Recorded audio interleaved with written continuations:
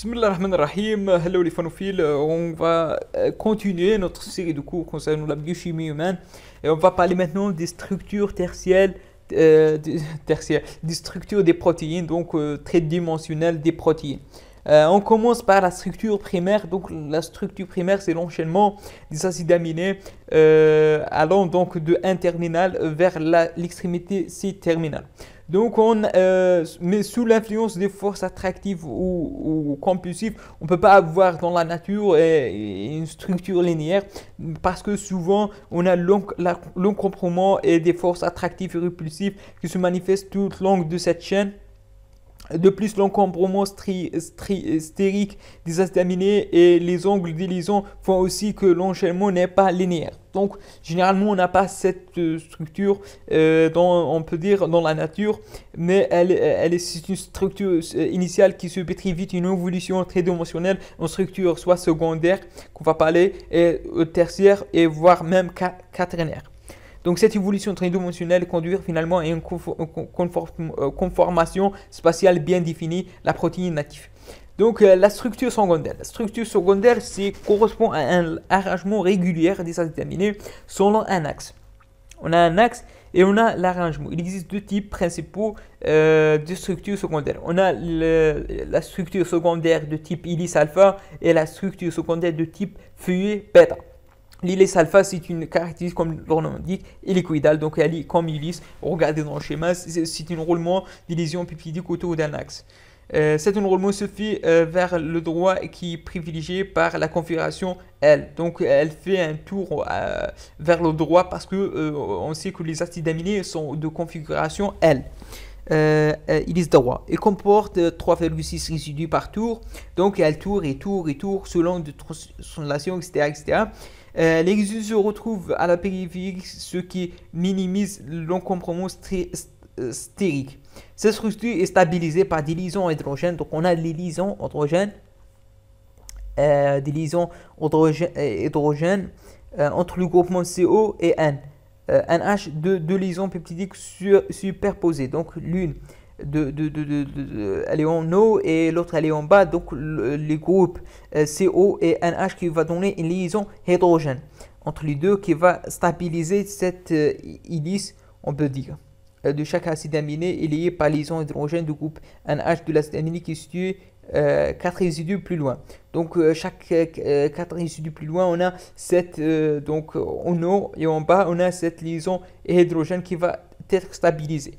La deuxième, c'est la feuille bêta. C'est une structure à plat, étirée et étalée. Les deux chaînes sont disposées parallèlement, l'une à l'autre, et orientées soit en sens inverse, un terminal, C terminal, ou bien C terminal, un terminal, on appelle sens antiparallèle, ou bien dans le même sens, c'est-à-dire un terminal, C terminal, un terminal, C terminal.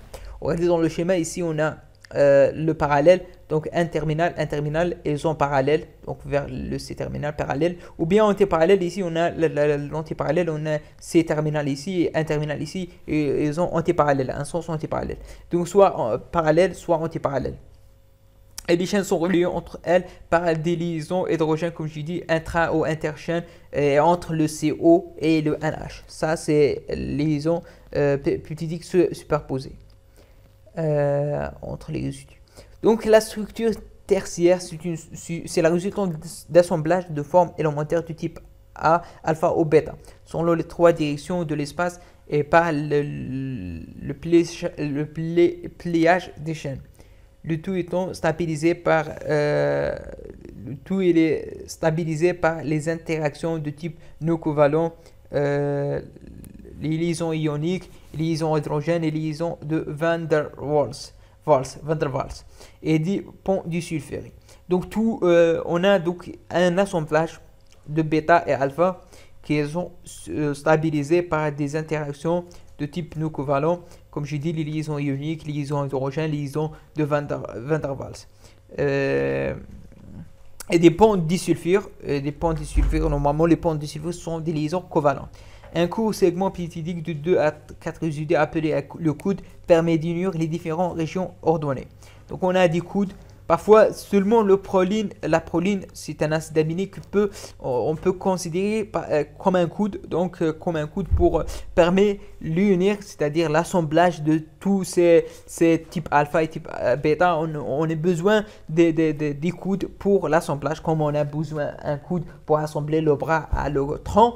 Donc, on a besoin d'un coude pour assembler deux structures secondaires. On a 4 types de motifs, le 2 alpha, le 2 bêta, le alpha bêta et le alpha plus bêta. Donc tout ça, on a 4 types de motifs. Les résidus des acides aminés apolaires qui se trouvent très éloignés les uns des autres, dont la séquence vont se trouver très proches en réseau de repilement. Donc cette repilement, elle va essayer de rapprochement des apolaires. Les groupements apolaires qui est un palo donc hydrophobe. Donc les groupes apolaires, ils ont comment dirais-je, rapproché entre eux, surtout favorisés par le repliement, se trouvent ainsi préférentiellement au centre de la structure où ils peuvent associer par liaison hydrophobe de Cosman, donc l'alanine, la valine, isoleucine, leucine, phénylalanine, tryptophane. Tout ça, ce sont des acides aminés apolaires qui essayent de rassembler à l'intérieur, créer ainsi de ce rassemblage des acides aminés apolaires va créer une région indispensable au fonctionnement de protéines, par exemple les sites actifs des enzymes. La zone hydrophobe interne qui assure une grande partie de stabilité générale de la molécule et la stabilité des molécules.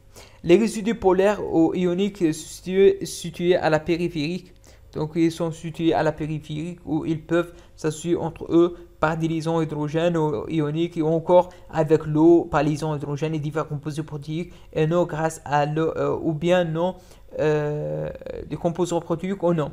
Donc, ces résidus polaires qui sont hydrophiles, donc à l'extérieur, ils peuvent lier à l'eau ou bien à autre substance protéique ou non grâce à leur chaîne latérale polaire. Par exemple, elle peut associer à des métaux tels que le fer, donc catalaxe et peroxydase, peut associer ces résidus polaires à du zinc, dans le glutamate déshydrogénase de foie et phosphatase alcanique. Donc, c'est des enzymes, sont des protéines telles que le catalaxe, peroxydase, le glutamate déshydrogénase, phosphatase alcanique sont des enzymes, des protéines qui peuvent lier à des métaux tels que le fer et le zinc, comme j'ai dit. Ou bien elles peuvent lier à des coenzymes dans le cas des enzymes qui fonctionnent avec un coenzyme spécifique. L'ensemble forme ce qu'on appelle un pléton. Donc tout ça formait un pléton. Une structure tertiaire n'est pas une structure figée. Elles peuvent se modifier, se tordre, se déformer sur le fait de la fixation des molécules appelées ligands.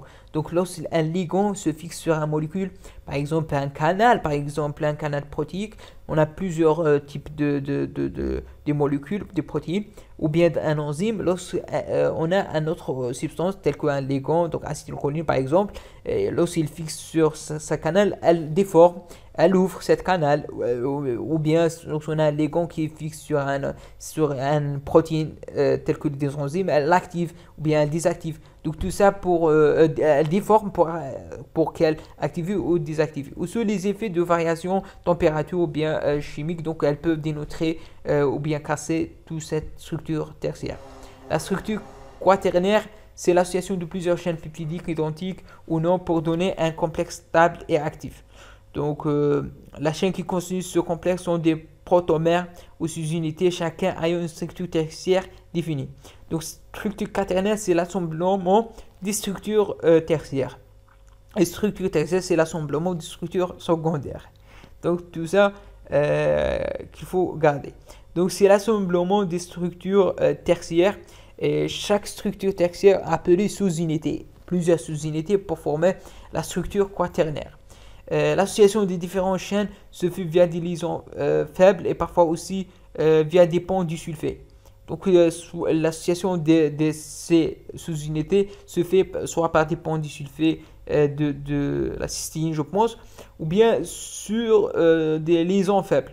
Toutes les protéines ne pas nécessairement une structure quaternaire. On a certaines protéines qui sont seulement de structure tertiaire, parfois donc seulement tertiaire. Elles ne peuvent pas obligatoirement être dans la structure quaternaire. Donc, on a certaines protéines qui sont la structure quaternaire, mais non, autres non. Pas forcément toutes les protéines, ils ont des sous-unités. La structure quaternaire n'est pas une organisation immuable, c'est un état d'équilibre. C'est-à-dire on a toujours un équilibre entre l'association et la dissociation partielle des protomères. Cet état d'équilibre est soumis à l'action de facteurs extérieurs à la molécule appelée facteur allostérique. Donc on a toujours un équilibre entre deux formes. Une forme relâchée appelée R inactive et la forme tendue, que je dis tordue, une forme tendue ou bien T active. Donc tout ça est sous contrôle de modification de conformation ou bien appelé des facteurs allostériques qui réagissent soit de faire que l'enzyme elle est active ou bien inactive. Ou bien cette protéine elle est active ou inactive. Active relâchée c'est le R, inactive, et tendue c'est le T actif. Donc tendue elle est active. Donc si elle est tendue, elle est active. Lorsque elle est relâchée, elle est inactive. Relâchée, inactive. L'hémoglobine, donc on va donner un exemple d'hémoglobine. L'hémoglobine, c'est un pigment respiratoire responsable chez l'homme de transport de l'oxygène. L'hémoglobine, c'est la résultante de l'union d'une fraction, c'est un protéine, donc c'est l'union d'une fraction non protéine appelée l'hème avec fraction protéine des globines, hémoglobine. La globine c'est une protéine et la globine c'est une protéine et l'hème c'est une fraction non protéinique. Donc la globine c'est une protéine contient donc des chaînes. On a plusieurs chaînes, on a les chaînes alpha, bêta, gamma et delta. La plus fréquente c'est l'hémoglobine A1, c'est principalement l'hémoglobine de l'adulte qui est la résultante de 2 bêta et 2 alpha. Donc ça c'est ce que vous regardez. Et l'hème, c'est une porphyrine, c'est une structure non protéique qui contient donc c'est une structure tétrapyrolique, c'est la porphyrine, c'est une porphyrine contient donc tétrapyrolique centré par un atome de fer. Cet atome de fer elle est lié à 4 molécules, 4 atomes de azote et une sur atome d'azote de l'icidyle proximal et l'autre elle est libre pour fixer soit l'oxygène, soit le gaz oxyde de carbone, soit donc pour transporter, soit généralement pour fixer l'oxygène pour transporter. Donc les types de liaisons pour faire cette structure spatiale, on a les liaisons disulfure. C'est une liaison covalente disulfure, c'est très énergétique. Le plus énergétique c'est liaison covalente. Et on a des liaisons ioniques telles que entre les groupements chargés, c'est-à-dire négatifs et positifs, les charges ioniques telles que les NH3+ et CCO-. On a des liaisons hydrogènes qui sont entre les groupements, comme j'ai dit, les groupements polaires, on peut dire polaires.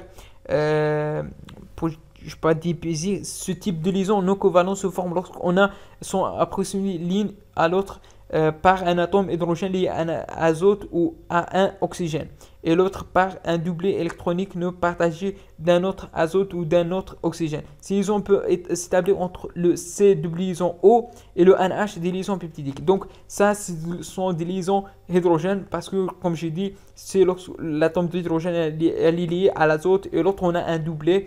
Donc cette liaison sont bien faibles d'énergie, ne sont pas comme les liaisons covalentes.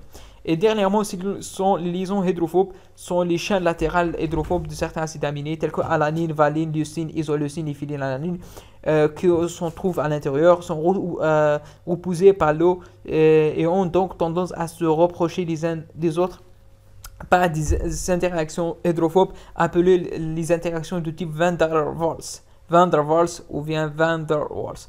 Donc ça c'est tout pour les liaisons et la structure des acides aminés. Comme je dis, je vais vous faire un résumé. Donc on a la structure primaire qui est structure linéaire qui généralement elle n'est pas existée parce qu'on a des recomposants. On a la structure secondaire, ce sont soit d'hélices alpha, soit du fût bêta. Les fûts bêta peuvent être parallèles ou antiparallèles. Et on a la structure tertiaire, c'est l'assemblage de structures secondaires.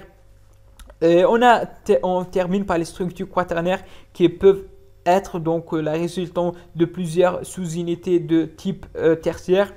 Et c'est pas obligatoire tous les protéines être dans la structure quaternaire. Enfin, je vous remercie pour votre attention. N'hésitez pas de cliquer sur j'aime, abonner sur ma chaîne et d'aimer, partager. À la prochaine. Inch'Allah. Salam.